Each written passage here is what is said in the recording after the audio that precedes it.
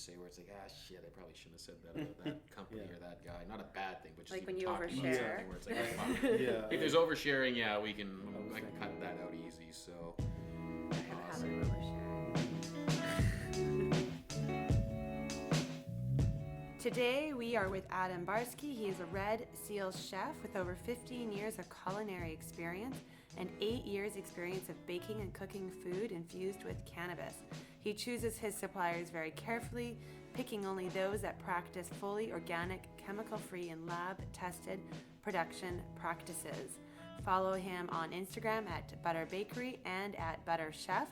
Find him online at butterbakery.com, thebutterchef.com, and highanddinner.com.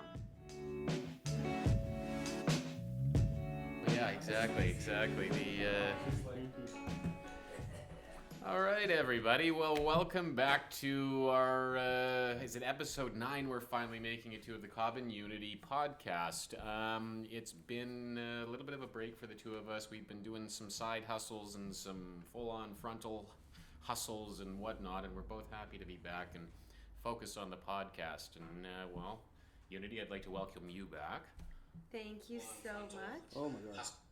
Well, that's perfect. That's a great lead-in because we do actually have a third person here who's excited as we are to be here, and he's already filming and setting stuff up on Instagram. So, Adam Barsky, the Butter Chef. Hello. Welcome to the Cobb and Unity show. Thank you for having me. How are you doing today, man? Amazing. Very good, yes. So what's been going on the past couple of days? You're wearing some sunglasses. You're facing the big window back here. It's a bit bright today. The sun's finally come out, right? It was raining and the sun's out, so that's good. I'm looking forward to getting back out there. And what's been going on? You've been hustling quite a bit. 420 is just around the corner, so been planning for that. Getting ready for that mostly. All right. So what does that mean when you say you're getting ready for 420? What does that actually look like? So I also have a bakery, so I'm going to be setting up a booth down there. So there's a lot of baking and packaging and things like that to do. So in the cannabis world, so let's say outside of the cannabis world, Christmas is a big holiday. So in retail, preparing for Christmas starts months ahead of time. Christmas music goes on November 1st. Christmas decorations go out November 11th. Is 420 the big cannabis holiday? Is that your biggest thing of the year? Yes, I think every cannabis connoisseur knows that for sure. Definitely something that you're planning months in advance for sure, yeah. So you're about 1 year away from your breakout moment, are you not? Was it not last year at 420 where you kind of had that either epiphany or that, you know what, we're doing this? Yeah, that's totally right. Last year I had a bakery booth as well, but it was a different name. But I brought my product down there, which was, I guess, on a different level than everybody else was making it. I got really good reviews, which pumped my ego up, of course. And the next day I came up with the name Butter Bakery and just went with it full force from there. What were you showcasing last year? What did I have? I had one of the nicer things I had was a strawberry mousse that I froze and then dipped that into chocolate, put hazelnut around the side and topped it with gold leaf. So that was a fancier thing. And then I did little mini birthday cakes in quotes because they had the sprinkles in there, and that was layered and that was miniature and cute. Lots of cookies, of course, that's standard. Sorry, I just was wanting the reaction of people for the gold leaf, frozen, obviously, yes. A lot of TLC went into this one, among other things, but how was that received? I mean, that must have been the first time a lot of these people had even seen something of such sophistication that's been infused. Totally. That's actually how I got the people to my booth. You know, there's loads of people and lots of stuff to see, so they're not necessarily... they see you and then try to walk away, but I was just yelling out gold leaf and, strawberry mousse and stuff like that, and people just, what? And just zipped on over to me and checked it out, and they thought it kind of blew their mind. They thought it was amazing. They tried it, said it was delicious, so it went really well, I think.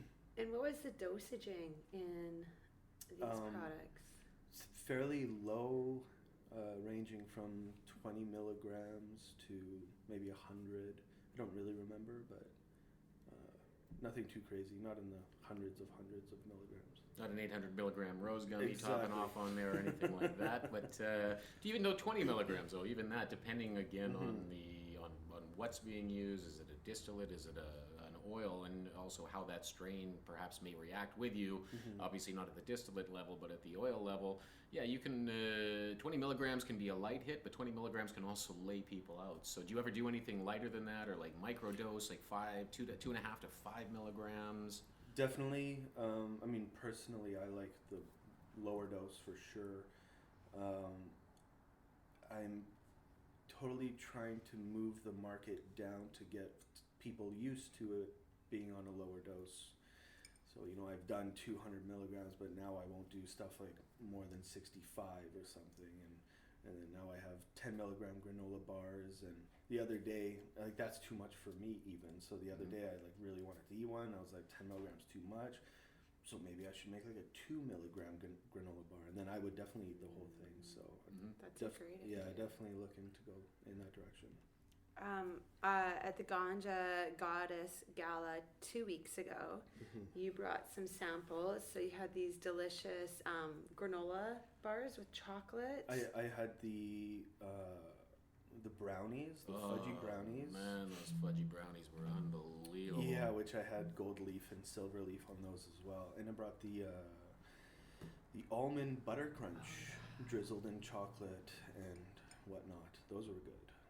So delicious. Out of food in general, out of the stuff you make, what's your favorite thing that you make that can be infused? Okay, difficult to answer. I mean, you can infuse anything, but personally, my favorite things to make are recipes that I've learned from my mom. Because growing up, she cooked a lot. That's probably where I got my passion from, to be honest. And it's just so nostalgic, when you eventually move out and you don't have it for so long, you go back and you have some of mom's food and you're just like, this is amazing. So I've been really trying to learn those recipes and once in a while make them at home, and those are the best. Nostalgic food like that, you can't beat that. Nice. And then if you want, you can infuse it. All right, now then I guess I will make it a two-part question. Out of the stuff that you normally do infuse, what is your favorite? Is it a meal? Is it a dessert? Is it an entree? And what is that? Well, I don't have a huge sweet tooth, and I like lower dose. I just started making the granola bars, but those are great, really delicious. I do like that butter crunch, but of course it's just like straight sugar, but that's delicious. Well, you're selling it, yeah. You're selling the sizzle already. Straight sugar, everybody. So yeah, get two. That's caramel, basically, straight sugar. Yeah. Those brownies, man, I still can't get over, to be quite honest. Those were. Did you have one of the brownies at the gala Unity? Did you try one? Yeah. I had like 6. They were. I just couldn't stop. That was the problem. That's the problem. It's so delicious. Yeah, it was I really cannot good, stop eating your stuff. I know. And even the popcorn at the high-end dinner series, I had that. That was delicious. Yes. I know. So maybe that's why you just have to make it really low dose, so you can just eat a lot of it. Yeah, that might be it. Yeah. Yeah. Or Maybe just take that's a shot of oil and then just don't infuse anything because Exactly. you're just gonna mouth through it. Your stuff is amazing. So Thank you. delicious. My Midas touch, man. The Midas touch. It's very easy to forget that it's infused. Oh yeah, definitely, right? Do you ever Yeah. have people calling you in the middle of the night or something like that? Or like, dude, Jonesing? yeah. Well, there's jonesing, there's that. And then there's like, dude, I just ran out of Star Wars. I think I need to go to the hospital or something. Like, do you ever have that where it's like you one toke over the line or one brownie over the line? That someone experienced? Yeah, somebody's like calling you up saying, dude, you gotta walk me through this. I- Talk me down from the cliff. I heard a rumor about somebody after the Ganja Gala who consumed a lot of your products who slept until noon the next day and missed the beginning of their shift. Woke up So they felt 19 years old again? Like, well, that's great, yeah. Yeah, I hear that sometimes for So sure. you definitely sabotaged someone's workday. What? Hey, they sabotage themselves. They swallowed. Yeah. It's chocolates, okay? It's my shit. You could lead a horse to water, but So that's nobody's someone- forcing you to drink, man. All right. Exactly. Yeah, So you sit there and die of dehydration for all I care, worse. Like that. We were like, slept right in. Yeah, that was Love Liam. Oh, that's funny. That's brilliant, man. Well, it works then. It Yeah, works. yeah. So What about CBD? Do you infuse it all with CBD, customize with CBD? So one of the granola bars is CBD only, no THC. But doing a lot of research on cannabis, I've learned that its synergy is very important. You know, a lot of people are telling me, I've always been for full spectrum, using flower to make my infusions, and then people were telling me, oh, you should use distillate, it's the best, you can control this, but it's just one molecule, THC, and yeah, you get an effect from it, but I don't know, I think it's kind of plain. I like the full spectrum, and CBD works best when THC is in with it, alongside it. It opens up the receptors in your body, and CBD connects easier to those receptors. So I will be looking to incorporate CBD with probably all the products, you know. Yeah. That's smart. CBD is turning into it really is like the gateway cannabinoid. At my workout that I go to, we always do these introductions before every class, and CBD is becoming part of that dialogue. Like women are like, oh yeah, I tried CBD last night. So I think there's a lot of opportunity. It's the gateway. It's big. It's very popular. It's only getting bigger. CBD is great. Myself too. I'm having a conversation though about CBD a lot more with folks and a lot more healthcare professionals, and it's coming down to, okay, we need obviously the evidence behind it too, and I think that's the exciting part about legalization for me anyways. It's not so much to be vindicated in what does and doesn't work, but let's be honest, there's a whole lot of anecdotal things flying around out there where CBD pretty much cures almost anything and everything, and it's like, you know, we're going to start infusing paint in the walls with CBD just to, you know, make sure the respiratory experience is that much better for us. It's becoming a little nonsensical, a lot of it, I guess. So I'm really looking forward to kind of seeing the lines drawn in the sand a little bit more, and but really with that focusing in on what this is truly, the miraculous aspect of CBD, and then the whole mythical aspect of CBD. There's two realms to it right now. So. Yeah, definitely. It'd be nice to have them really pound out some research and stuff, because it is a bit ridiculous. It's like saying CBD cures everything now. What do we really know? And that's the thing. There's a lot of correlation and a lot of misjudging on the topic anyways. You take this and you take it with 6 Advil and your headache goes away and CBD's the winner. Something along those lines. But it's there certainly is some legitimate evidence out there right now for CBD, and others that are certainly far more correlated than others. But when I hear some Hollywood actress was being praised for putting CBD oil between her toes when she had a blister when she wore her heels, and the opera, how smart, how unbelievably innovative. It's like, you know what, the CBD did and the oil did, the oil was what worked, and the CBD had probably it's a blister, moron. What's it doing? Regenerating your skin? No, it's not. The oil is creating less friction, thereby your toes aren't as sore as they would have been. But thank God there was CBD in that. Thank God, because your toe would have fallen off otherwise. So it's stuff like that. It's like celebratory, like how intelligent, how unbelievably, it's like, it's just fucking oil, man. It's just oil between the toes. So.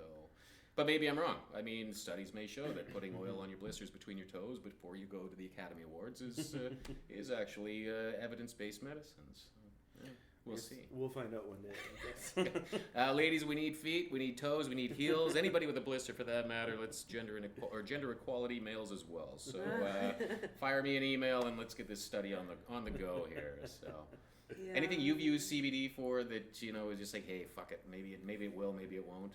I believe in the adaptogen effect of taking a CBD every single day, so I just take it as a daily vitamin.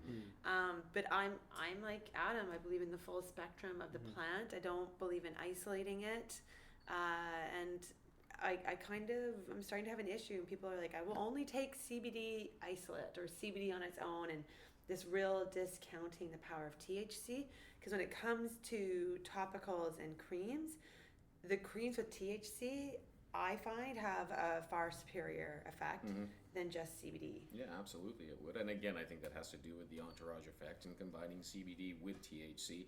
That was a question I was going to have for you as well, was whether you used oils or full spectrum versus the distillate. And I guess if you went full sativa versus full indica, like a 90% sativa and a 90% indica, and tried one night and one the next night, I suspect you would feel a difference, or each person would feel nuances that are different in that regard. But again, speaking to the full spectrum, you're the one that has the baking experience, and you haven't had one person or people coming back saying, wow, this time it hit, last time it didn't do anything, next time it's not inconsistent, you're finding.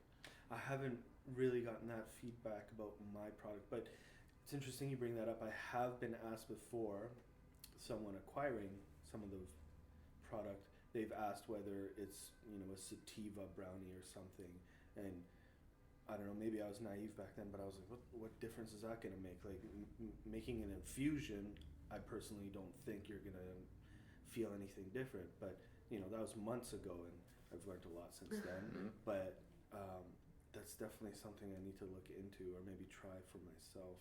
I'd like to know those answers myself, actually. You keep good journals, or generally good. You keep a good record as to how you felt on some flower. Anyways, do you do that with your edibles? Well, with edibles, I find all edibles for me, I'm into couch. So like yeah, like they usually always give you like the same. Fairly consistent, right? Yeah. So I'm cautious with my edible consumption, even at the Ganja Gala. Like I jumped ship at 10 p.m. and went home and slept. Like, I love edibles, but it's tough because they make me feel more lethargic and more relaxed than just smoking. And they affect you differently. You could taking an extra puff from a doobie may not cause that much change to how you feel, but if you just eat a little bit more, you might feel a lot different. So best to be cautious for sure. Yeah. Well, even we were talking about cannabis parties and how are they going to be different, and the Ganja Gala, they did the sort of walking around and then the eating quite late. And I think that's interesting if we're infusing our food to actually eat later, because I think typically I want to go home. Or infuse it, do the an upward sort of infusion, gets more infused as you go. The amuse-bouche and the hors d'oeuvres or CBD, and then like finish it off with beyond. Then the soup is like a 10-1, and then the salad dressing is a 5-1, and then the roast beef is you're fucked, buddy. You just injected this thing with nothing but infusion. Yeah, that's not juice. That ain't juice. That's THC infused distillate. So, that's a great idea. Maybe it's a stepwise approach. Yeah, we start off with CBD, and then at the end, then you can have your aperitif, and it's either going to be THC to get you high, or it's going to be shit. I went too far. Give me the CBD. And it's that last little aperitif. I don't know. Yes. Maybe I'll consult on that anyways. Exactly. But I think that's not such a bad idea. It's a great idea. Yeah. Write that down. The what do you call it? The scalable infusion dinner. But I think it's not a bad idea to start slow. Yeah. What is it? Low and slow. That's like the old cook and the roast thing. Isn't that what it is? You're the chef, anyway. Right. Low and slow, man. Yeah. Make it tender. Okay, in this shop there's Levo machines, right? And a lot of the talk right now is, do you cook when you make extractions and reductions with cannabis strain specific for flavor? Like, we get blue cheese in, or like cheese. Can you reduce it, or can you get caryophyllene, that peppery terpene? Have you explored cooking with flavors of cannabis? Because I know at the shop we have like pineapple-y things. I don't know. I'm asking. Do we need to repeat the question in the microphone? Can they hear? Or you can just you don't have to cut me out. Well, no, we don't want to cut you out. Yeah, so that was Liam from the Village Bloomery, who thank you to both of you guys. Again, I kind of missed you in the intro there, but thank you, Liam, for all of your support, as well as the Village Bloomery. But the question was, in case the mics didn't pick it up, was things like terpene profiles and the actual aroma and bouquets of the cannabis itself. When decarboxylated in the oil, you're asking, does the flavor stand up? Have you cooked with flavor at all? Because when we show people, we still show people how to smell it, or show people. We show it for people. But UK cheese comes in. That's cheddar. Very cheesy. Yeah. Yeah. I'm just wondering if maybe in extractions, do you... You're getting that in the infusion? Maybe, I'm wondering. Oh. Well, that is a good question because I Yeah. know there's people that are exploring terpene or like terpene infused meals and whatnot, and the actual flavors. I was having this conversation last week.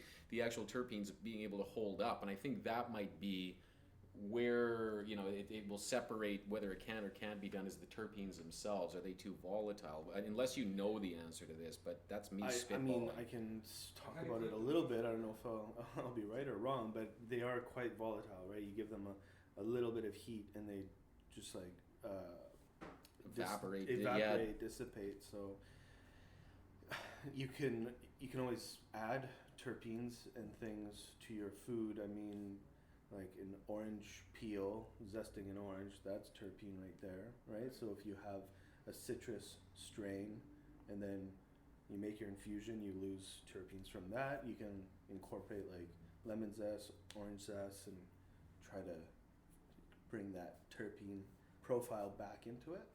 Right. I know down in the States, they're ahead of us, right? So I've been listening to One Edibles company. They also have a podcast, and they're looking at incorporating terpenes into their caramels and stuff like that. Do you know the name of it?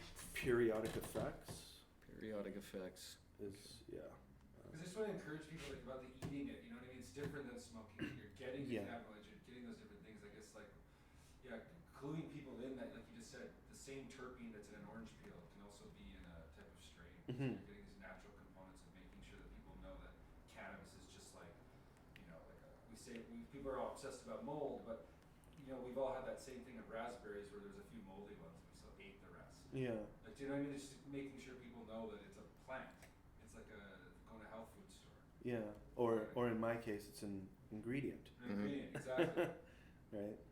Yeah. The only problem is the cost of it as well too. To really get that true cannabis flavor, I mean, there'd be your $2 caramel kind of thing versus the the $15 caramel that has the actual cannabis-derived terpenes in it, where you have that, because the flavors do differ. Just because it's limonene or limonene or whatever the hell you want to call it, from a lime, it differs from an orange, from a lemon. I mean, that's just it. You peel an orange, you get limonene.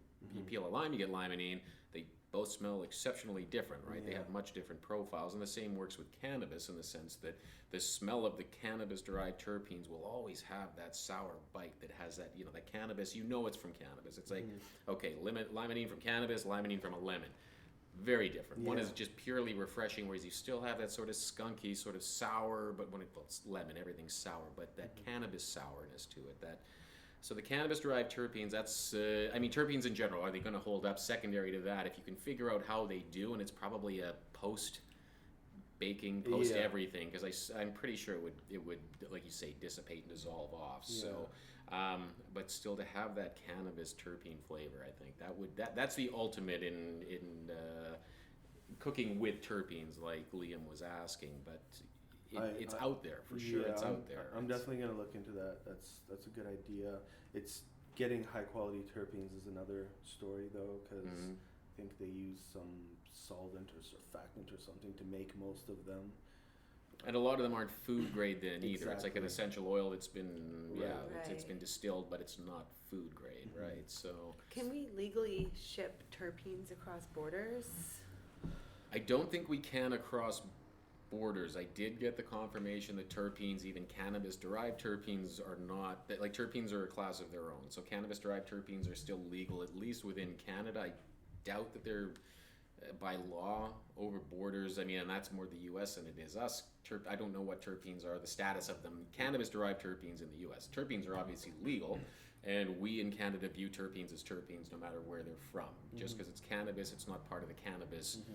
It's not part of the Health Canada Act or anything like that. There's no THC or CBD. If it's pure terpenes, therefore it is not regulated by the same rules that that cannabis is regulated under. So terpenes, it's open season on terpenes. I think it really just comes down to who can figure out how to keep that terpene, and it really is that. The terpenes, they're gone pretty quick. They can be destroyed pretty quick. So it's either finding out how to encapsulate them, or what's the word, an emulsion of some sort, having them suspended in something where it comes out when it's actually used or oxidized. I don't really know, but Yeah, I'm a terp hunter and a little bit of a terp. Yeah, I don't use that sounds word, like I'm a not mission for supposed me to. to explore myself. Well, let me know Yeah. when it comes time. I'll happily be a guinea pig for you. No man. I'll problem. I happily think be a when we guinea do pig. have our dinners, you guys will be invited for sure. Absolutely. Well, fire it at us. I'll definitely take you up on that No offer. worries. So. So you do the monthly high-end dinner series. Is it monthly? The Chronica Yeah, we do Cinema? we want to do the Chronic Cinema monthly. It's well, it's not a smaller event. I guess it's a rather large venue, but I think we look at it as sort of like a pop-up, easy to execute, and just a place to chill and hang out and be with like-minded cannabis users. And that we want to do monthly. Of course, in April with 420, it's a bit too busy, but Makes sense. So you're skipping April and the next one will Yeah. be in May. May, yeah. And they're usually about the third week? Yeah, around there. End of the month, around there. Third week, fourth week. Yeah, I mean, I love those events so Mhm. much. Love those events. I've got to make it out to one. There's always a conflict that evening, it seems. So I'll definitely be out to the next one for Mhm. sure. And you play some pretty rad movies too. The last one was Big Lebowski, wasn't it? Or was Lebowski that? was a good one. Yeah. I don't know if that was the last one, but Leprechaun. yeah, Oh, Big oh, right, Lebowski yeah. was my favorite Yeah. for sure. Favorite night that we've done. Awesome. What's coming up next? Do you know, or is that not your? Do you get to decide what movie gets played, or is that the somebody movie? else? No, I don't decide the movie part. Oh, right. I don't know what's coming up next in terms of the movie. In your own business, you're launching a new clothing line. Yeah, so I had a bit of a, in quotes, soft launch, I guess, a couple months ago. I had one design printed on 120 white t-shirts, females and males in different sizes, and those are just out in rotation around Canada, wherever they are, I don't know, but I'm getting some good reviews on that, and it's a nice, cute little design. It's not too aggressive or not too.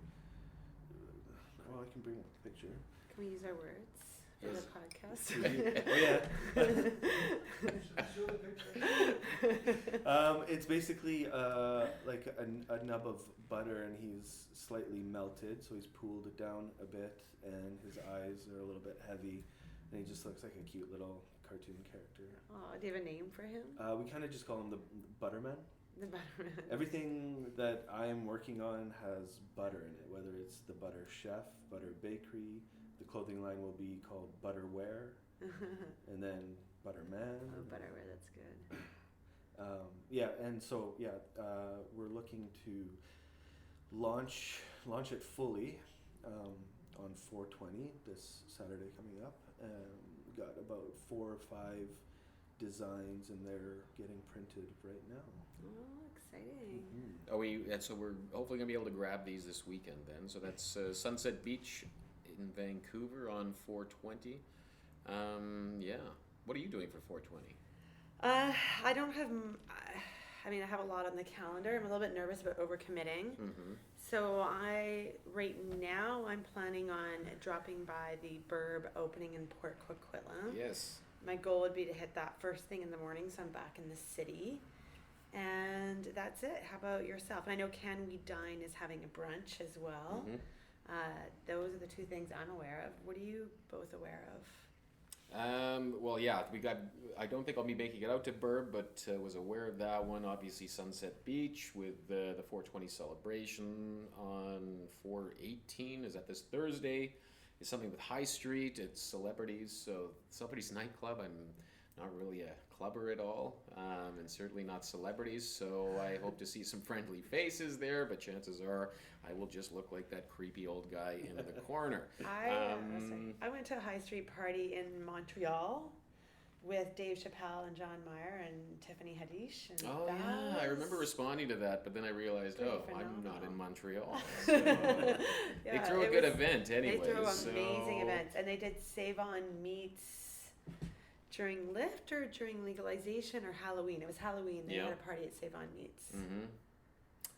Yeah, I think I probably belong in Gastown more than I belong on. Well, maybe not. Who knows? It depends on who you're talking to. Celebrities might be where I belong some nights. Depends on my mood. So Yeah, let's move away from that one now, and maybe we'll start working. I don't know, on our shameless plugs here. I think. I got one more question. Yeah, go at her, man. Okay, in the future, like if we're in 5 years from now and we forgot that there was even prohibition, what does it look like and what are you doing? Like, what's the goal? Or like, if you had your own restaurant, like, what is it? Catering? I don't know. What are you trying to do with all this? What are you trying to get to? I know it's a great question. It's something I think about all the time, especially thinking about regulations and how it's even going to look like. Because right now, regulation looks a bit weird, where licensed producers have to, the product has to go through the government, and then it goes to a store. But what about edibles? What's that going to look like? Is like, do you have to sell your edibles to the government, and then they take it to the store or something? I don't know. But having a bakery, it would be awesome to have a storefront, because then I could do things like croissants infused, or stuff that's better fresh, baked the same day. That would be the best. I don't know if that's going to be possible. A restaurant would be awesome.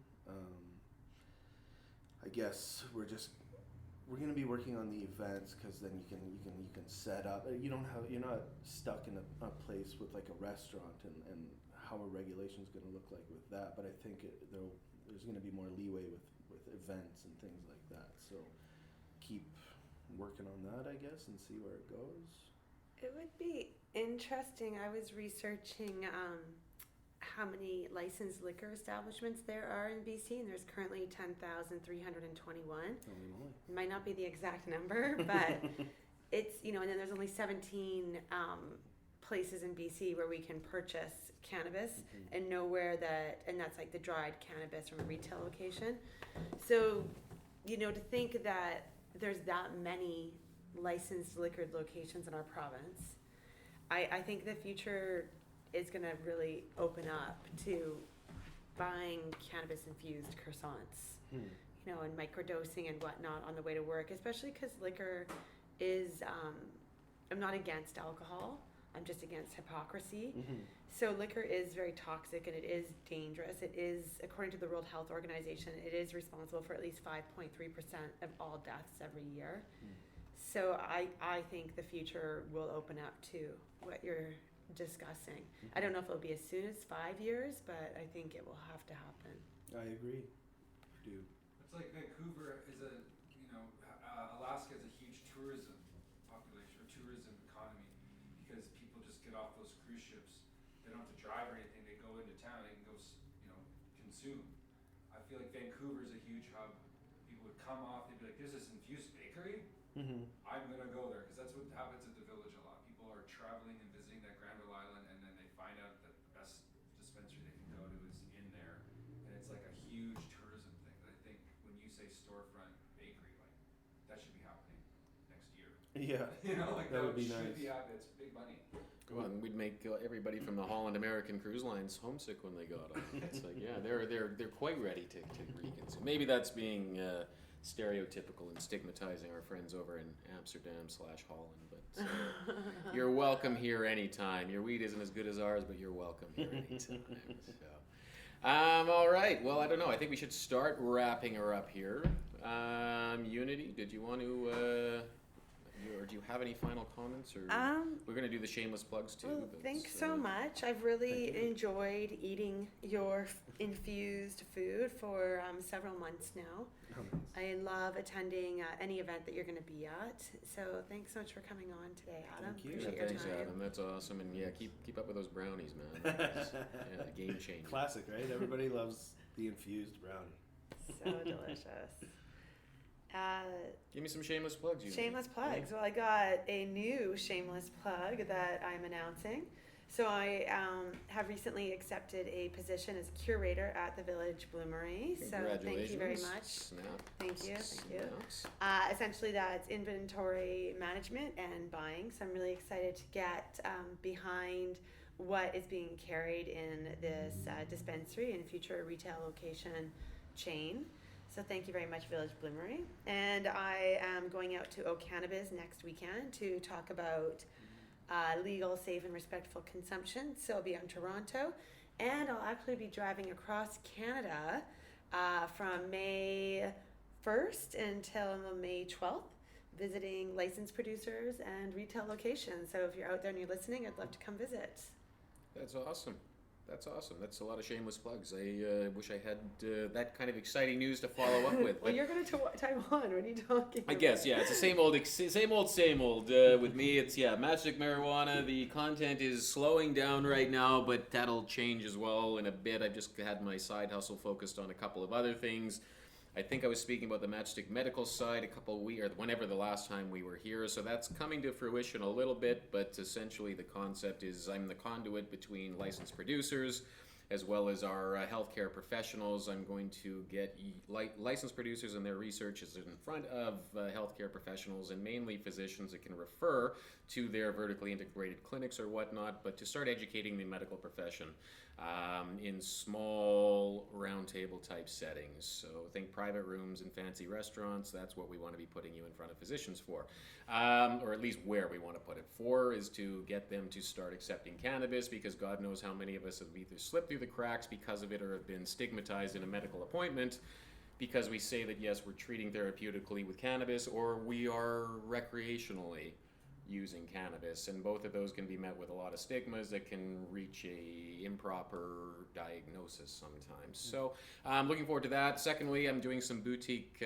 branding and promotional projects right now. I'll chat a little bit more about that. But yeah, that's what I'm calling it at this point, boutique branding. So LPs, I'll be on your doorstep here shortly. I have something you want, trust me. And beyond that, going to bang out some content, going to try and connect with a few more people and do some more one-on-one content creation. I'm tired of listening to myself. I'm sure you guys are as well. So Unity, maybe you and I need to sit down and actually do a video before I'm out of here. I've gone to Taiwan for a couple of weeks. Yay. So that's my, not a plug, but that's excitement from May 21st, April 21st to May 4th. So very exciting. hopefully we'll see you all when I'm back, and then Unity's back. I guess I've got a week to wait until you're home from your adventure across Canada. Yeah. So that's pretty cool. That's really cool. Yeah, I'm excited. All right, team. Well, happy pre-420 to everybody. Any shameless plugs you want to make, Adam, before I sign off? Yeah. Myself, I guess, on Instagram at the Butter Chef, the bakery at Butter Bakery. Definitely follow at the High End Dinner for all the event information and videos and things that we've done in the past. At just at Stolby Sisters, I think, Yes. which are my partners. Definitely check out their stuff, what they're doing as well. Yeah. Awesome, man. Well, it's still sunny out there, so I think we should wrap her up and get some vitamin D's or some naps or some Visine or whatever it is we need, and hopefully we'll either be doing this prior to us leaving, we'll see each other at 420 and get some content. I'll definitely be seeing you, Adam, at 420. Yes. I'm looking forward to that, and everybody else who's going to be in Vancouver. Watch out for Unity, watch out for myself, and watch out for Adam. I'm sure we'll all have some goodies and giveaways, or at least some well wishes to send your way if we see you. So, Yes, definitely. Liam, thanks so much, man, as always. And to the Village Bloomery, you guys are awesome, and you always will be awesome. So get down to Village Bloomery and get some of that phenomenal cannabis that they have while there's still a dispensary, because soon there'll be a retail outlet. So, on that note, thanks so much, everybody, for popping back in and listening, and we will chat with you all soon. Yay. Bye, everybody. Good.